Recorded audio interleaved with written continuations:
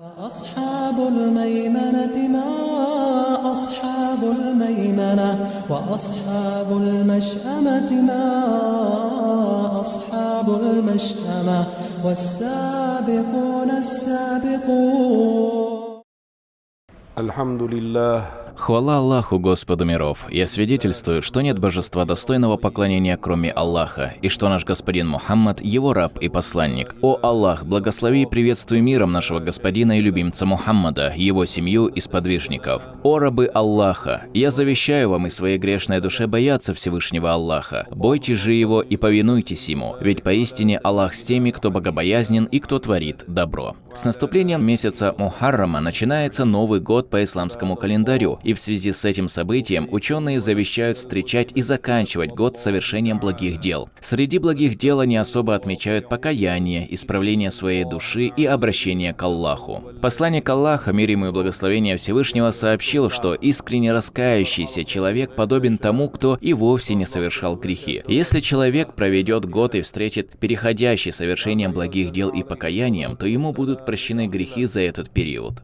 Сегодня мы упомянем одно благое дело, за которое в судный день обещана щедрая награда и великое воздаяние. Один человек пришел к посланнику Аллаха, мир ему и благословение Всевышнего, и спросил, какое деяние наилучшее и какой человек больше всех любим Аллаху. Пророк, мир ему, ответил, что наилучшее деяние – это радость, принесенная в сердце мусульманина, облегчение его дел, помощь в выплате долгов и избавление его от голода. Наилучшим человеком он назвал самого полезного для своего общества. Такова милость Аллаха к нам, ибо Его милость проявляется в соответствии с тем, насколько мы сами милосердны друг к другу. Посланник Аллаха, мир ему и благословение Всевышнего, сказал: «Будьте милосердны к обитателям земли, и вас помилует Всевышний». В завершении предыдущего хадиса пророк, мир ему и благословение Всевышнего, сказал: «Оказать помощь своему брату, чтобы облегчить его дела, любимей для меня, чем совершить иктикаф в этой мечети в течение месяца». Несмотря на то, что пребывание в пророческой мечети в течение месяца является великим деянием, награда которого немыслимо велика, помощь мусульманину оценивается намного выше. Дальше посланник Аллаха, мир ему и благословение Всевышнего, сказал: «Кто сдержит свой гнев, тому Аллах скроет его грехи. Кто обуздает свой гнев, будучи способным выместить его и проявить терпение, сердце того человека Аллах наполнит надеждой на его милость в день суда». Если верующий окажется рядом со своим братом в трудный момент, пока не выполнит его нужду, стопы того человека Всевышний укрепит на мосту Сират в судный день.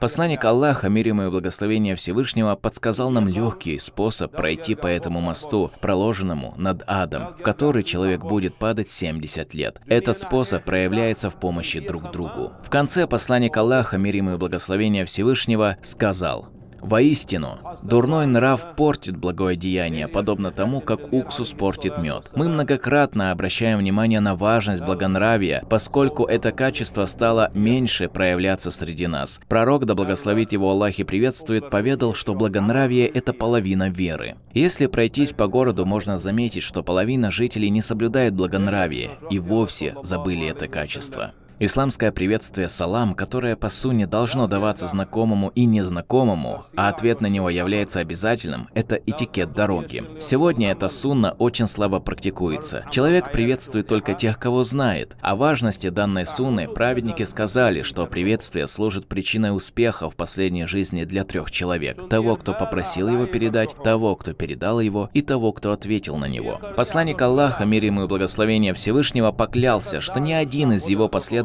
не войдет в рай, пока не уверует, и не уверуют мусульмане, пока не полюбят друг друга. А затем он указал им на то, что посеет между ними любовь, распространение приветствия. Приветствие порождает взаимную любовь, что в свою очередь укрепляет веру людей. Все это плоды приветствия. У мечети тоже есть свои этикеты, касающиеся внешнего вида человека и его нахождения в нем. Из сунны мечети – ношение головного убора и скромность во время нахождения в ней. Слушать проповедь является обязательным, а своевременное прибытие на пятничную проповедь – это усиленная сунна. Если человек придет уже после того, как имам зайдет на минбар, то его награда будет неполноценной. Верующий должен приучить себя приходить на проповедь до первого азана. Если бы люди приходили пораньше и занимали свои места, то наша проповедь также закончилась бы пораньше. Но мы специально затягиваем ее, чтобы опаздывающие смогли получить награду. Поэтому в наших обязанностях обучать подрастающее поколение красивому нраву, уважать старших, не переходить дорогу перед ними, придерживаться молчания в их присутствии и говорить только с их дозволения. Все эти обычаи бережно соблюдались великими сподвижниками, а также нашими достойными предками. Если общество лишится благонравия, то среди них исчезает и человечность, и религия. Большинство аятов и хадисов направлены именно на благонравие, ибо оно вводит человека в рай. Пусть Аллах украсит наш нрав и укрепит нас в нем. Пусть конец этого года станет предвестником блага для мусульманской общины. Мы видим в новостях, как разжигаются все больше новые войны, и наблюдая за этой обстановкой, человек должен все чаще задумываться об исправлении самого себя, о том, что смерть, от которой он бежит, непременно настигнет его, как сообщил об этом Всевышний. Пусть Всевышний дарует нам веру как при жизни, так и при смерти. Сегодня наша самая большая обязанность – это исправление самих себя и воспитание своих детей в рамках ислама. В эти трудные времена борьба со своей душой и забота о религиозном состоянии своей семьи – это большой джихад. Наше оставшееся время мы должны провести в довольстве Аллаха и взаимной поддержке и любви, если мы желаем милости Аллаха. Пусть Всевышний не лишит нас своей безграничной милости в этом и последнем мирах.